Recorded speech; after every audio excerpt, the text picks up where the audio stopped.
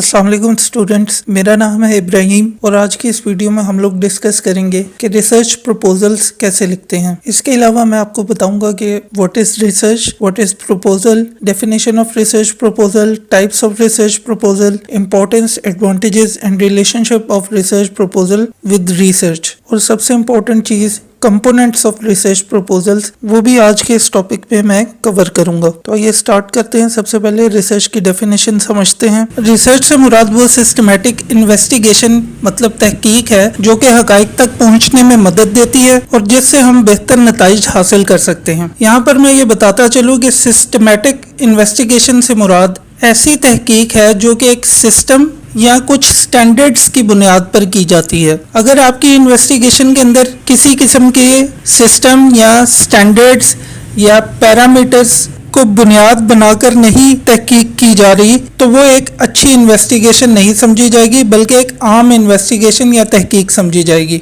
इसी तरह प्रपोजल से मुराद वो मंसूबा या मशवरा है जो कि आम तौर पर तहरीरी शक्ल में मौजूद होता है और इसे लोगों के आगे पेश किया जाता है ताकि वो बेहतर अंदाज पर किसी भी टॉपिक को या इशू को समझ सके। इसके अलावा प्रपोजल से मुराद वो डॉक्यूमेंट है या दस्तावेज हैं जो कि आपके मशवरे या सजेशन के मुतालिक एक खाका या गाइडलाइंस मुहैया करते हैं। आगे बढ़ते हैं और देखते हैं कि अब रिसर्च प्रपोजल की क्या डेफिनेशन बनेगी। तो रिसर्च प्रपोजल से मुराद वो डॉक्यूमेंट है जो कि एक रिसर्चर मुहैया करता है अपनी रिसर्च को अमली तौर पर करने से पहले या प्रैक्टिकली करने से पहले वो एक जो प्लान प्रोवाइड करता है उसे रिसर्च प्रपोजल कहते हैं। इसके अलावा अगर आप इसको ज्यादा आसान अल्फाज में डिफाइन करना चाहें तो रिसर्च प्रपोजल से मुराद ये होगी कि वो प्रोसेस जिसके अंदर जो रिसर्चर है वो एक समरी देता है अपने प्रोजेक्ट के मुतालिक और उस समरी के अंदर वो सारे स्टेप्स बताता है या वो सारी बातें मेंशन करता है जो कि वो अपने इस प्रोजेक्ट में करने जा रहा होता है। अब रिसर्च प्रपोजल की अहमियत को समझने की कोशिश करते हैं कि ये रिसर्च प्रपोजल अहम क्यों होता है। सबसे पहले तो ये रिसर्चर को गाइड करता है कि वो करना क्या चाह रहा है, उसके इंटेंशंस क्या हैं, ताकि रिसर्चर अपनी लाइन से हट ना सके या अपने टॉपिक से दूर ना हो जाए। इसके अलावा रिसर्च प्रपोजल एक डॉक्यूमेंट ऑफ कॉन्ट्रैक्ट के तौर पर भी मदद देता है जिसके अंदर रिसर्चर अपने आप के साथ एक कॉन्ट्रैक्ट कर लेता है कि उसने अपने टॉपिक से नहीं हटना। इसके अलावा जब भी आप रिसर्च प्रपोजल लिखते हैं तो ये एक मौसर अंदाज में आपके प्रोफेसर या सुपरवाइजर तक मैसेज पहुंचता है कि आप एक प्लानिंग के साथ किसी भी टॉपिक या प्रोजेक्ट को करने जा रहे हैं, जिससे आपके सुपरवाइजर या प्रोफेसर को भी अंदाजा हो जाता है कि आप अपनी रिसर्च को लेकर सीरियस हैं। इसके अलावा रिसर्च प्रपोजल जो है वो आपकी रिसर्च का एक मुकम्मल जायजा या खाका पेश करता है दूसरे लोगों के सामने ताकि वो आपकी रिसर्च को बेहतर अंदाज में समझ सके और इस खाके के अंदर आप इस रिसर्च का जो स्कोप है, जो इसकी अहमियत है, सिग्निफिकेंस है और जो आप मेथड यूज करने जा रहे हैं अपनी रिसर्च के अंदर, इनके मुतालिक तहरीरी शक्ल में आप चीजें बता देते हैं जिससे पढ़ने वाले को आसानी होती है। अब बात कर लेते हैं रिसर्च प्रपोजल के एडवांटेजेस यानी फवाइद की। जब तक कि आपके पास रिसर्च प्रपोजल नहीं होगा तो आपको अपनी रिसर्च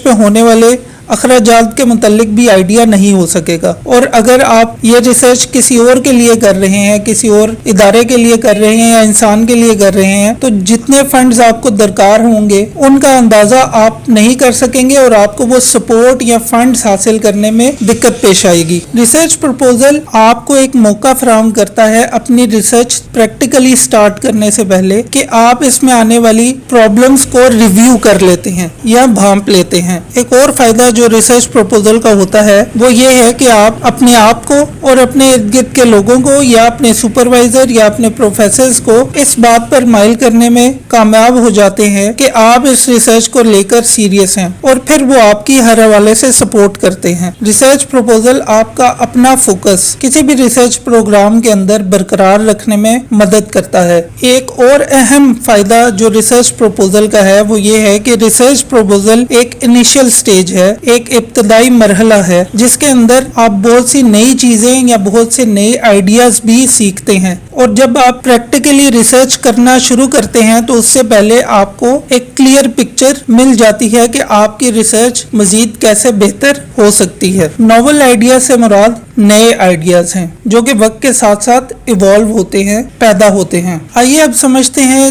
रिसर्च प्रपोजल का रिलेशनशिप एक्चुअल रिसर्च के साथ। सबसे पहले तो ये बात समझ लें कि जो रिसर्च प्रपोजल है वो एक प्लान है और जो रिसर्च है वो आपका एक्शन है। तो किसी भी एक्शन को करने से पहले आप प्लानिंग करते हैं और रिसर्च प्रपोजल ये प्लानिंग की स्टेज है। रिसर्च प्रपोजल किसी भी टॉपिक या प्रोजेक्ट को अप्रूव करवाने के लिए बहुत ज़रूरी है। जब तक आपकी रिसर्च आपकी यूनिवर्सिटी या कॉलेज की तरफ से अप्रूव नहीं होगी तब तक आप उस पर काम नहीं कर सकते, और अगर आप काम करना शुरू कर दें तो कल को आपकी रिसर्च के ऊपर ऑब्जेक्शन लग सकती है कि आपने इस रिसर्च को करने से पहले हमसे परमिशन नहीं ली। तो इस वजह से रिसर्च प्रपोजल बहुत ज़रूरी और अहम स्टेज है रिसर्च करने से पहले। इसके अलावा रिसर्च प्रपोजल जो है वो एक किस्म का स्केड्यूल है जो कि आपकी एक्चुअल रिसर्च का टाइम टेबल या एक्टिविटी टेबल जो है वो मुहैया करती है आपके सुपरवाइजर को या आपके डिपार्टमेंट को, जिसके अंदर आप डिटेल में बताते हैं कि आपका काम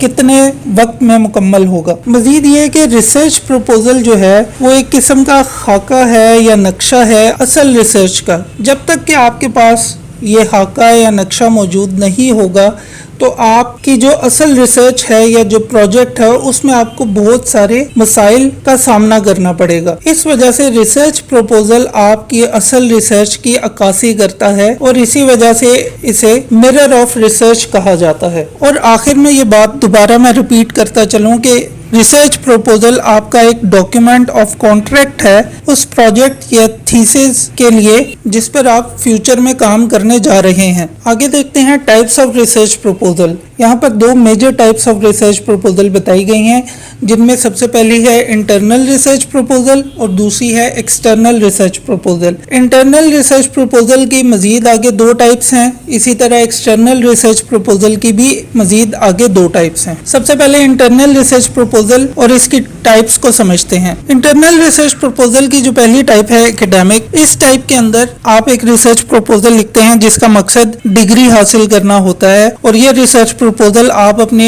सुपरवाइजर या अपनी यूनिवर्सिटी या कॉलेज को सबमिट करवाते हैं ताकि डिग्री के एंड पे आप अपने इदारे को, कॉलेज को या यूनिवर्सिटी को ये बात साबित करके बता सकें कि आप ने जो 2 साल या 4 साल की डिग्री हासिल की है उसने आपको इस काबिल बना दिया है कि आपकी जो अपनी फील्ड है, आया कि वो आर्ट्स से रिलेटेड है, इंजीनियरिंग है, मेडिकल साइंसेज से रिलेटेड है या कोई भी और फील्ड है, उसके अंदर आप किसी भी टॉपिक के ऊपर एक मुफीद रिसर्च कर सकते हैं जिससे ना सिर्फ आपको फायदा होगा बल्कि आप जिस माशरे में रह रहे हैं, सोसाइटी में रह रहे हैं, उसको भी फायदा हासिल हो सकेगा। दूसरी किस्म है नॉन एकेडमिक की। नॉन एकेडमिक रिसर्च प्रपोजल्स किसी भी यूनिवर्सिटी या कॉलेज के टीचर को सबमिट नहीं करवाया जाता बल्कि ये किसी रिसर्च ऑर्गेनाइजेशन को जमा करवाया जाता है, और इसके पीछे मकसद डिग्री हासिल करना नहीं होता बल्कि उस रिसर्च ऑर्गेनाइजेशन की जो भी टारगेटेड रिसर्च होती है उसको पूरा करना मकसूद होता है। आगे देखते हैं एक्सटर्नल रिसर्च प्रपोजल के टाइप्स और उनकी डेफिनेशंस को। सबसे पहली टाइप है सोलिसिटेड रिसर्च प्रपोजल की। इस किस्म की रिसर्चेस हमेशा किसी स्पेसिफिक रिसर्च टॉपिक पे की जाती हैं जो कि मुतलका एजेंसी या इदारा आपको देता है और आपने उसी टॉपिक के ऊपर अपनी रिसर्च कंप्लीट करनी होती है, और इस मकसद के लिए आप अपना कॉन्सेप्ट या आइडिया सबमिट करवाते हैं जिसको अमूमन वाइट पेपर भी कहा जाता है, जिसके अंदर आप अपनी तमाम सजेशंस या सॉल्यूशंस सबमिट करवाते हैं उस फंडिंग एजेंसी को, और आपका ये रिसर्च प्रपोजल पढ़ने के बाद ही वो एजेंसी आपको अलाउ करती है कि आप उस टॉपिक के ऊपर रिसर्च करें और फिर आपको उस रिसर्च के लिए फंड्स मुहैया किए जाते हैं। दूसरी टाइप है अनसोलिसिटेड की। अनसोलिसिटेड रिसर्च प्रपोजल्स तब मुहैया किए जाते हैं या सबमिट किए जाते हैं जब कोई टॉपिक पर्टिकुलर या स्पेसिफिक ना हो बल्कि जनरल हो। मिसाल के तौर पे अगर आप बिजनेस फील्ड से ताल्लुक़ रखते हैं या आप कंप्यूटर साइंसेज से ताल्लुक़ रखते हैं तो आपकी फील्ड से रिलेटेड कोई जर्नल रिसर्च आपको दे दी जाएगी जो आप कंप्लीट करेंगे अप्रूवल के बाद, और इसके अंदर भी जो फंडिंग एजेंसी है वो आपका प्रपोजल पहले देखेगी, उसे चेक करेगी और उसे अप्रूव करेगी और उसके बाद आपको फंड्स मुहैया करेगी ताकि आप वो रिसर्च मुकम्मल कर सकें। अब बात करते हैं सबसे इम्पोर्टेंट और ज़रूरी टॉपिक की जो है कंपोनेंट ऑफ रिसर्च प्रपोजल, जिससे मुराद वो तमाम स्टेप्स या स्टेजेस हैं जो कि आपने अपने रिसर्च प्रपोजल में लाजमी मेंशन करनी होती है और उन्हें एक्सप्लेन करना होता है डिटेल में, ताकि जब वो आप अपने सुपरवाइजर या डिपार्टमेंट को सबमिट करवाएं तो आपको उसका अप्रूवल मिल सके। सबसे पहले बात करते हैं टाइटल की। जैसा कि आपको पता है कि टाइटल से मुराद आपका रिसर्च टॉपिक है और उसका नाम है, और इस नाम के अंदर आप जो भी अल्फाज इस्तेमाल करते हैं वो बहुत अहम होते हैं। तो आपको टाइटल लिखते वक्त इन बातों का ख्याल रखना चाहिए कि आपका टाइटल प्रिसाइज और एक्यूरेट हो, उसके अंदर कोई भी एक्स्ट्रा वर्ड या वो अल्फाज शामिल ना हो जो कि आपके टाइटल को या आपके जो टॉपिक है उसको एम्बिगुअस बना दे। एम्बिगुअस से मुराद डाउटफुल है कि उसके अंदर किसी किस्म का शक व शुबा अगर रह जाएगा तो वह एम्बिगुअस कहलाएगा। तो इस वजह से जो दूसरा पॉइंट है वो ये बताता है कि आपका टाइटल अनएम्बिगुअस होना चाहिए, जिससे मुराद ये है कि उसमें किसी किस्म का कोई डाउट या गैर वाज़ेह बात मौजूद नहीं होनी चाहिए। इसके अलावा टाइटल लिखते वक्त आपको लंबे जुमले लिखने से परहेज करना चाहिए, क्योंकि लंबे जुमले अमूमन चीजें कंफ्यूजिंग बना देते हैं। आगे बात करते हैं कंपोनेंट्स के अंदर इंट्रोडक्शन की। इंट्रोडक्शन से मुराद आपका तारुफी चैप्टर है जिसके अंदर आप सारी चीजें इंट्रोड्यूस करवाते हैं अपने टॉपिक से रिलेटेड। सबसे पहला पॉइंट हमें ये बताता है कि आप अपने टॉपिक को अपने रीडर्स के साथ इंट्रोड्यूस करवाते हैं, Orient the readers towards the topic. दूसरी बात यह है कि आप इंट्रोडक्शन के चैप्टर के अंदर अपने टॉपिक की अहमियत और उसकी रेलेवेंस वो बयान करते हैं कि आपका टॉपिक ज़रूरी क्यों है और ये मौजूदा हालात के अंदर कितना रेलिवेंट है, मुतलका है। फिर इंट्रोडक्शन के अंदर आप अपनी जो टॉपिक की चॉइस है या चॉइस ऑफ टॉपिक है कि आपने ये टॉपिक क्यों सिलेक्ट किया है उसकी जस्टिफिकेशन देते हैं, जिससे मुराद ये है कि उसका जवाब देते हैं, आप उसकी रीजन बताते हैं कि ये टॉपिक आपने क्यों सिलेक्ट किया। चौथा पॉइंट हमें ये बताता है कि आपके इंट्रोडक्शन के अंदर आपके रिसर्च क्वेश्चंस या हाइपोथेसिस वो लिखे जाते हैं। रिसर्च क्वेश्चन से मुराद वो सवाल हैं जिनको बुनियाद बनाकर आप अपनी रिसर्च करते हैं। इसी तरह हाइपोथेसिस से मुराद वो फर्जी स्टेटमेंट्स या मफरूजे हैं जिनको टेस्ट करने के लिए आप ये रिसर्च करने जा रहे होते हैं। आगे बात करते हैं स्टेटमेंट ऑफ प्रॉब्लम की, जो कि बेसिकली आपके इंट्रोडक्शन के पैराग्राफ में ही आता है, लेकिन इससे मुराद वो एक जुमला है जिसके अंदर आप अपने रिसर्च की डिटेल डाल देते हैं या आप जिस प्रॉब्लम या इशू के ऊपर रिसर्च करने जा रहे हैं उसको एक जुमले में लिख देते हैं ताकि वो पढ़ने वाले के लिए समझना आसान हो जाए। स्टेटमेंट ऑफ द प्रॉब्लम लिखते वक्त आपको ये याद रखना चाहिए कि इसके अंदर आपने उस इशू या प्रॉब्लम का इशारा देना है जिसको स्टडी करने के लिए आप ये रिसर्च कर रहे होते हैं, और साथ कोशिश करें कि जो आप अप्रोच अपना रहे हैं या जो तरीकाकार आप अपना रहे हैं अपनी रिसर्च को मुकम्मल करने के लिए उसका जिक्र कर दें। आगे बात करते हैं लिटरेचर रिव्यू की। लिटरेचर रिव्यू से मुराद वो तमाम स्टडीज, लिटरेचर या रिसर्च पेपर्स हैं जो माजी में आपके मौजूदा टॉपिक पर लिखे जा चुके हैं। आप उन तमाम स्टडीज को या लिटरेचर्स को पढ़ते हैं और उन्हें दोबारा शॉर्ट फॉर्म में अपने रिसर्च पेपर के अंदर मेंशन करते हैं ताकि आप अपनी रिसर्च स्टडी या अपनी रिसर्च टॉपिक और माजी के रिसर्च स्टडीज को आपस में कनेक्ट कर सकें, जोड़ सकें और ये बता सकें रीडर को, पढ़ने वाले को, कि आपका काम माजी के काम से कितना मुख्तलिफ है और कितना मिलता जुलता है। और ये काम इसलिए किया जाता है लिटरेचर रिव्यू के अंदर ताकि जो काम की डुप्लीकेशन है या काम की रेपिटेशन है उसको अवॉइड किया जा सके, रोका जा सके। क्योंकि एक बात याद रखिएगा कि जो टॉपिक ऑलरेडी माजी में डिस्कस हो चुका है, बेशक वो 5 साल पहले डिस्कस हुआ है या 50 साल पहले डिस्कस हुआ है, अगर आपने उसी टॉपिक को उन्हीं स्टैंडर्ड्स, उन्हीं पैरामीटर्स के ऊपर दोबारा किया है या आप दोबारा करने जा रहे हैं तो उससे आपकी सोसाइटी को या आपके इदारे को या आपके ऑर्गेनाइजेशन को कुछ खास फायदा नहीं हासिल होगा। तो इस मकसद के लिए हमेशा रिसर्च जब भी की जाती है तो उसे अपडेटेड रखने के लिए उसमें कोई ना कोई नई डायरेक्शन या नई स्टेजेस या फेजेस ऐड की जाती हैं ताकि उस रिसर्च से मौजूदा हालात हालात या जमाने में बेहतरी आ सके। इसके अलावा लिटरेचर रिव्यू के अंदर आप थ्योरेटिकल फ्रेमवर्क भी ऐड करते हैं, जिसे मुराद ये है कि जो भी आपकी पर्टिकुलर फील्ड है, बेशक वो बेसिक साइंसेज है या सोशल साइंसेज है, उसमें आप जिन थ्योरीज को इम्प्लीमेंट करेंगे या जिन थ्योरीज को मद्देनजर रखकर आप अपनी रिसर्च डिजाइन कर रहे हैं, उन थ्योरीज को आप मेंशन करते हैं और उन्हें भी कनेक्ट करते हैं अपनी रिसर्च के साथ, और इस चैप्टर को आप थ्योरेटिकल फ्रेमवर्क का नाम देते हैं। लिटरेचर रिव्यू के एंड पे आप एक समरी लिखते हैं, जिसके अंदर आप अपनी इस तमाम चैप्टर्स को समराइज करते हैं, उनका एक ओवरव्यू देते हैं, ताकि पढ़ने वाले के लिए, बेशक वो आपका सुपरवाइजर है, ये आसानी हो जाए कि आप इस रिसर्च में करने क्या जा रहे हैं। आगे बात करते हैं ऑब्जेक्टिव ऑफ द स्टडी को, कि आपकी जो स्टडी है उसका मकसद क्या है। तो हमेशा याद रखिएगा कि जब भी आप अपनी स्टडी के ऑब्जेक्टिव्स लिखते हैं तो उन्हें टू द पॉइंट होना चाहिए, क्योंकि ऑब्जेक्टिव ऑफ स्टडीज लिखने का मकसद ही यही है ताकि रीडर को और आपको इस चीज का अंदाजा हो जाए कि आप इस स्टडी या इस रिसर्च से हासिल क्या करना चाहते हैं, वो कौन से रिजल्ट्स हैं जो इस स्टडी को या रिसर्च को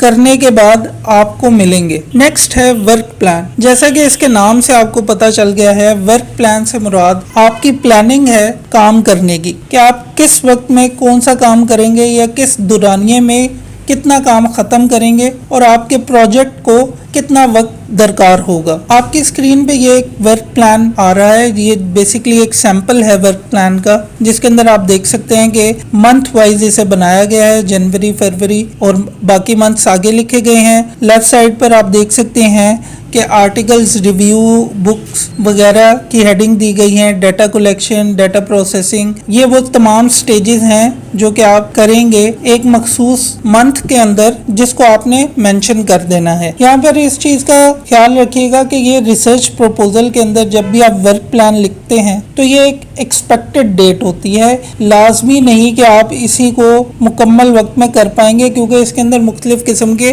कंस्ट्रेंट्स या रुकावटें आ सकती हैं। तो ये एक बेसिकली प्रपोज्ड वर्क प्लान होता है। समटाइम्स आप वक्त से पहले भी रिसर्च खत्म कर सकते हैं, समटाइम्स आप वक्त से पहले भी रिसर्च खत्म कर सकते हैं, और समटाइम्स आपको इस स्केड्यूल से ज्यादा टाइम भी लग जाता है। आगे बात करते हैं मेथडोलॉजी की। मेथडोलॉजी से मुराद वो तरीकाकार है या वो पैटर्न है जिसकी बेस पर आप अपनी रिसर्च के रिजल्ट्स हासिल करेंगे। जैसा कि आप स्क्रीन पे देख सकते हैं कि मेथडोलॉजी दो तरीके की है, एक सब्जेक्टिव है और एक ऑब्जेक्टिव है।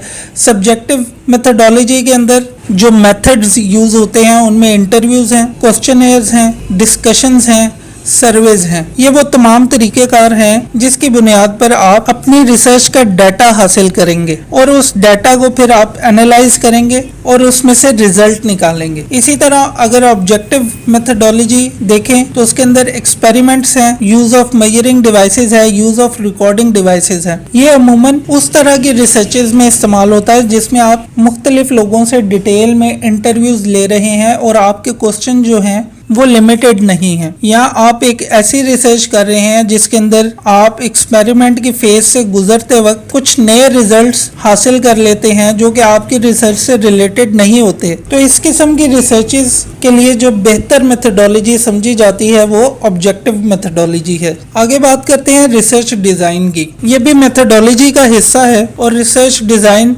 जैसे कि आपको इसके नाम से अंदाजा हो गया होगा कि आपकी रिसर्च किस किस्म की होगी और आप किस किस्म का मेथड यूज करेंगे, वो आपका रिसर्च डिजाइन डिफाइन करता है। मिसाल के तौर पे डिस्क्रिप्टिव केस स्टडी, जिसके अंदर आप किसी खास केस को पकड़ते हैं और उससे रिलेटेड जितना डाटा भी है वो इकट्ठा करते हैं। तो इसमें आपकी केस स्टडी एक है, लेकिन आपने उसको डिटेल में स्टडी करना है, जिसकी वजह से ये डिस्क्रिप्टिव केस स्टडी बन जाएगी। इसके अलावा आप मिक्स मेथड भी यूज कर सकते हैं, जिसके अंदर आप क्वांटिटेटिव और क्वालिटेटिव मेथड्स यूज करते हैं। क्वांटिटेटिव मेथड से मुराद वो मेथड है जिसके अंदर आप अपने डाटा को नंबर्स की शक्ल में हासिल कर सकें और नंबर्स की शक्ल में ही रीडर के सामने पेश कर सकें, और उन नंबर्स की बेसिस पे आप बताते हैं कि आपके रिजल्ट कितने फीसद ठीक आए या कितने फीसद डिफरेंट आए।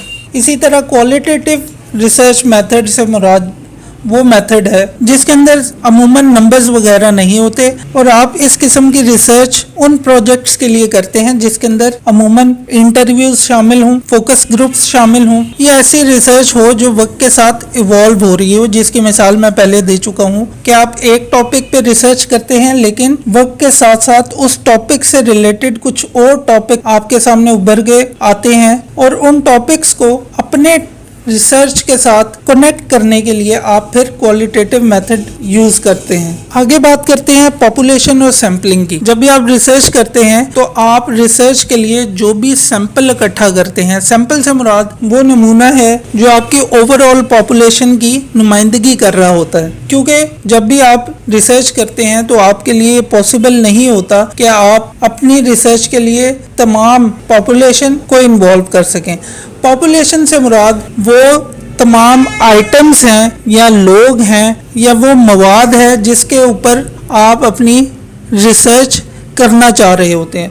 मिसाल के तौर पर अगर पाकिस्तान के अंदर 22 करोड़ आवाम है और आप उसके ऊपर कोई रिसर्च करना चाह रहे हैं तो आपके लिए पॉसिबल नहीं कि आप 22 करोड़ आवाम के पास जाएं और उनसे एक एक सवाल पूछें। तो उस मकसद के लिए आप सैम्पलिंग करते हैं कि 22 करोड़ के अवाम में से आप 2000 या 1200 लोग सेलेक्ट करते हैं और उनसे अपनी रिसर्च कर लेते हैं, जिससे आपको ये अंदाज़ा हो जाता है कि जो 22 करोड़ की अवाम है वो क्या सोच रही है या उसके जवाबात क्या हो सकते हैं। तो सैम्पलिंग हमें काफ़ी मदद करती है रिसर्च के अंदर। पॉपुलेशन और सैम्पलिंग से रिलेटेड कुछ पॉइंट हैं जो कि समझना बहुत ज़रूरी है और इसी वजह से पॉपुलेशन और सैम्पलिंग भी आप अपने रिसर्च प्रपोजल में मेंशन करते हैं ताकि पढ़ने वाले को इस चीज़ का इल्म हो कि आपकी रिसर्च में क्या सही पॉपुलेशन और सैंपल्स सेलेक्ट किए गए हैं। क्योंकि अगर आपकी पॉपुलेशन और सैंपल आपकी रिसर्च प्रोजेक्ट से रेलेवेंट ना हो तो आपकी सारी रिसर्च जो है वो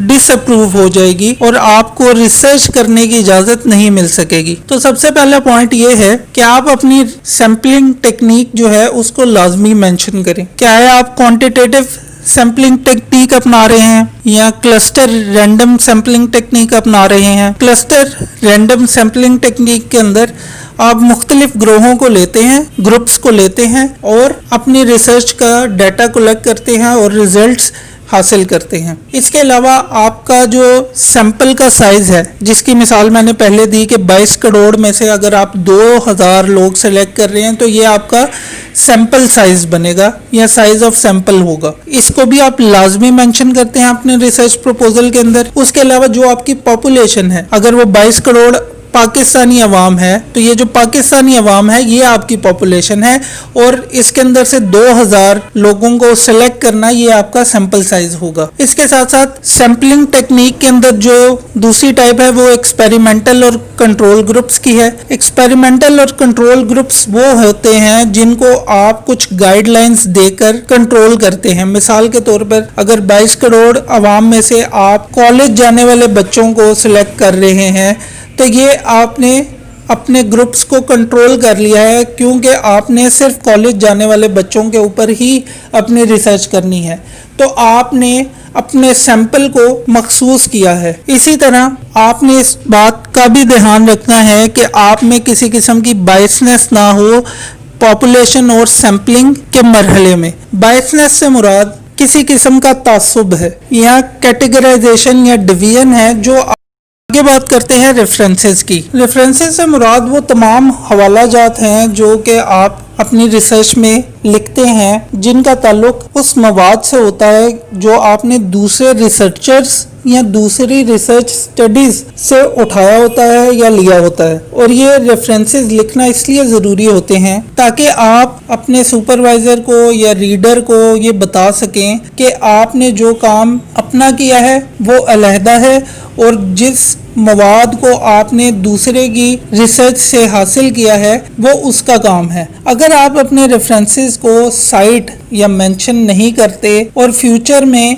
कोई भी रिसर्चर जिसका आपने कंटेंट या रिसर्च अपनी रिसर्च में मेंशन की होती है तो वो आपके मुतल्लिक कंप्लेन कर सकता है या डिमांड कर सकता है कि आपने उसके काम को नज़रअंदाज किया है और उसका काम चोरी किया है। तो इस वजह से रेफरेंसेस लिखना बहुत ज़रूरी है और रेफरेंसेस लिखते वक्त कोशिश करें कि आप अप टू डेट रेफरेंसेस लिखें, वो रेफरेंसेस जो कि अपडेटेड रिसर्चेस से हासिल किए गए हों, बजाय इसके कि वो 25 या 30 साल पुराने रेफरेंसेस हों। इसके अलावा जो भी आप रेफरेंस लिखें, मवाद अपनी स्टडी में मेंशन करें, वो रेलिवेंट होना चाहिए। अगर वो रेलिवेंट होगा तो तब उसका रेफरेंस भी आपके लिए रेलिवेंट है। तीसरा ये कि आपने जिस रिसर्चर का या जिस स्टडी का या जिस बुक से आपने वो मवाद या मटेरियल हासिल किया है, उस सोर्स को आप लाजमी मेंशन करें। आगे बात करते हैं उन गलतियों की जो अमूमन स्टूडेंट्स करते हैं प्रपोजल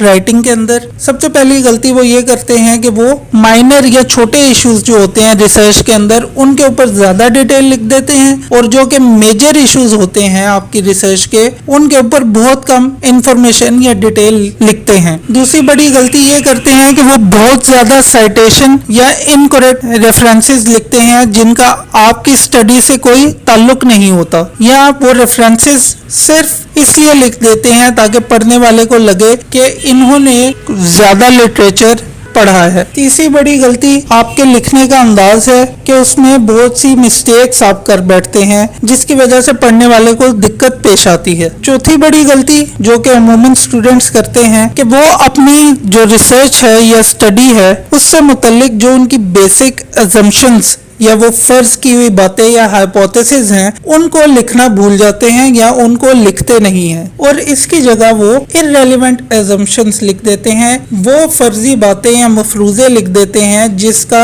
आपकी रिसर्च से कोई ताल्लुक नहीं होता। और ये अमूमन स्टूडेंट्स इस वजह से लिखते हैं क्योंकि उन्हें अपनी रिसर्च को लेकर क्लैरिटी नहीं होती, वो डाउट में होते हैं, जिसकी वजह से वो सिर्फ लिखने के लिए या कागजी कार्रवाई पूरी करने के लिए इररेलेवेंट अजम्पशंस लिख देते हैं। आखिरी गलती हमें ये बताती है कि अक्सर स्टूडेंट्स जो हैं वो अपनी जो अजम्पशंस हैं या हाइपोथेसिस हैं या रिसर्च क्वेश्चंस हैं वो ऐसे लिख देते हैं जिन्हें लॉजिक से और एम्पिरिकल एविडेंस मतलब नंबर्स या डाटा की शक्ल में डिफेंड करना मुश्किल हो जाता है। वो सिर्फ अल्फाज और जुमले लिखते हैं जिनका दलाइल से और हकाइक से कोई ताल्लुक नहीं होता। तो स्टूडेंट्स, आज का ये लेक्चर यहाँ पर खत्म होता है। अगर आपका कोई भी क्वेश्चन है तो आप कमेंट सेक्शन में पूछ सकते हैं। आपसे मुलाकात होगी एक नेक्स्ट टॉपिक के साथ।